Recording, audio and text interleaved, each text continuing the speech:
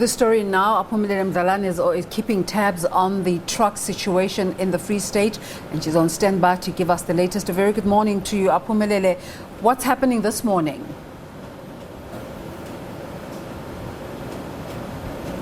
To you, Desiree, I must indicate that it's a different picture as compared to last night.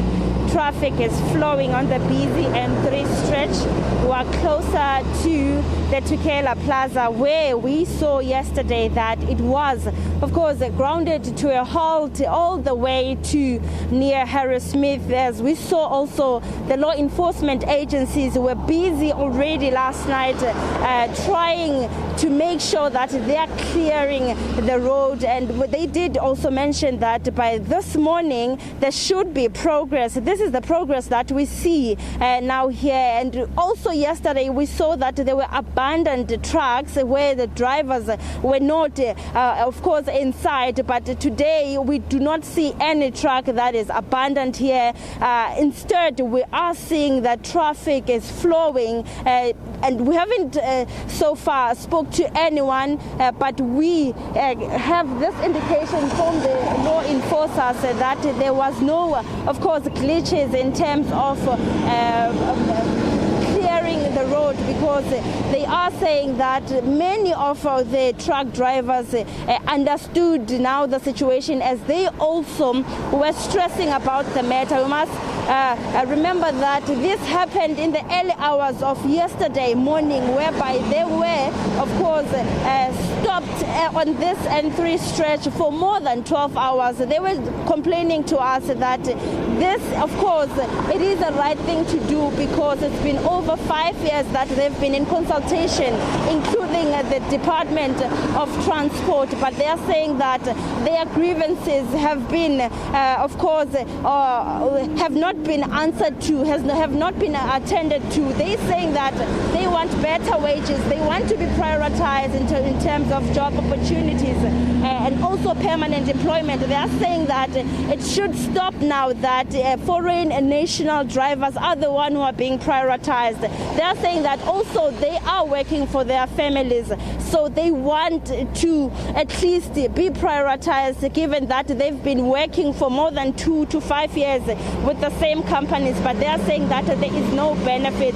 We are here today. We will try to get the sense from the motorists, of course, as to how has this affected them, because also the motorists who were doing a business of the day, they had no choice but to bear the brunt of what was happening here yesterday. We saw the frustrations also in Montrose, Desiree. It's a busy area where people would go for refreshments, but yesterday it was quiet, given that there is shops there. We could see that it is quiet.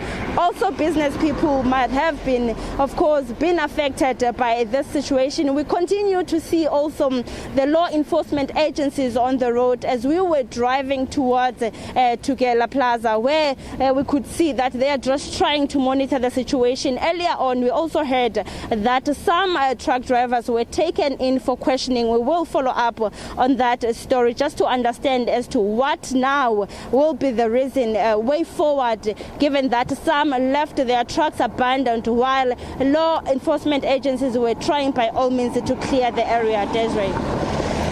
Aphumelele, I'm very interested in what you're saying about some truck drivers being taken in for questioning.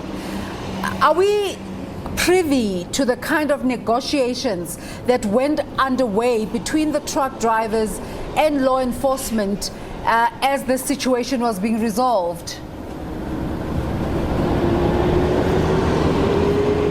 For now, it is still unclear what might have transpired, Desiree.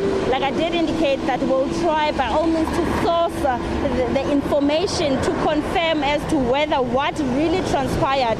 But already yesterday we were seeing the reluctance from other truck drivers saying now enough is enough. They've been driving from all the way from Johannesburg, because also this stretch is connecting KZN, Free State and Gauteng. So you can imagine the truck drivers that were supposed to be passing through this N3 stretch as to their frustrations to what has been happening, because this is the busiest economic road and also leading to Harrismith, where we know that it's one of the Free State economic hub. But we could see also the trucks were, of course, parked on the side, being frustrated about the situation, even though they are understanding that this was supposed to have been done long time ago, and saying that they also still calling for the Minister of Transport to come on board to at least make sure that